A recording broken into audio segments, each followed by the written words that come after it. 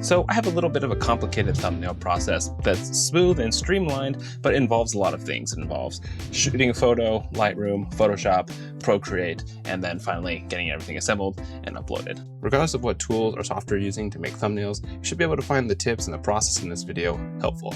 Because it's a little bit complicated and there's a lot of steps involved, I figured it'd be interesting if I kind of shared that process and how I organize things. I always start with a rough idea, or at least thumbnail or a sketch of a thumbnail.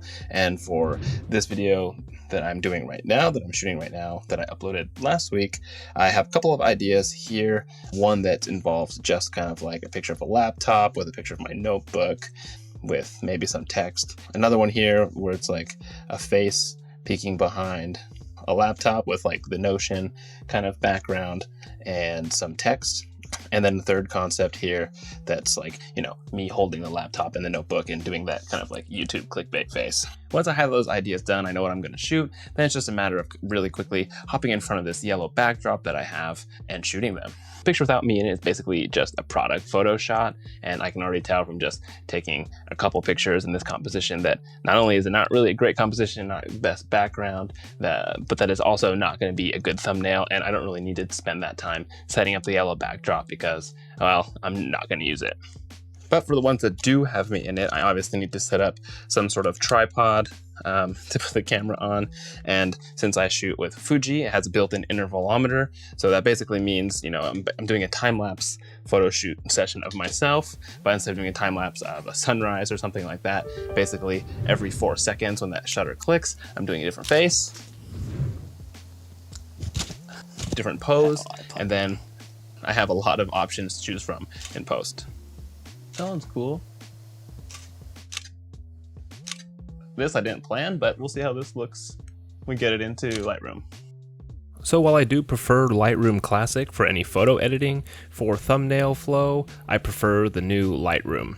The first step though is to jump into Lightroom and start sorting through all the shots and pick the ones that might actually work. Your flow may vary here, but for me, I kind of take 3 different passes at finding the ones that stand out. It's important to me here, especially for thumbnails, to find the ones that work the best at the smallest size. Once I've imported some clips, I go through again and mark some as rejects and some as picks. Quick tip, you can mark things as rejects by pressing the X key, and you can mark things as picks by using the Z key. Usually by this point in the process, I have about 3 different photos that I want to use as a thumbnail. Then I go ahead and go through the normal flow of editing the picture, again taking a look at them small. And once all the edit's done, then I hop over into Photoshop. The other tip that I wanted to share with you is that instead of editing a thumbnail one at a time, is to create multiple artboards inside one thumbnail document. That way you can see the thumbnail that you're currently working on for your latest video right next to the thumbnails from your previous videos to make sure that everything is nice and consistent.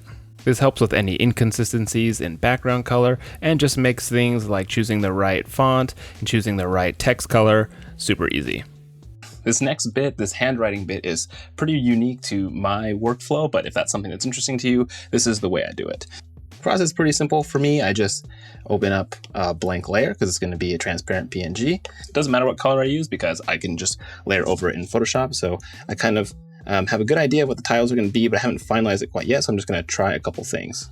I can actually afford to be pretty loose here because I can just crop things out as I need them in Photoshop. I just like to have everything in one PNG and make those decisions when we hop back into Photoshop. Exporting from Procreate as a PNG, it's simple enough to just drag that onto a layer. And just having it on one layer makes it that much simpler and quicker to crop things out and place them where they need to go. I use a layer style to colorize the white text. That way I can change this color at any time really simply and not have to worry about so much what color I choose in Procreate.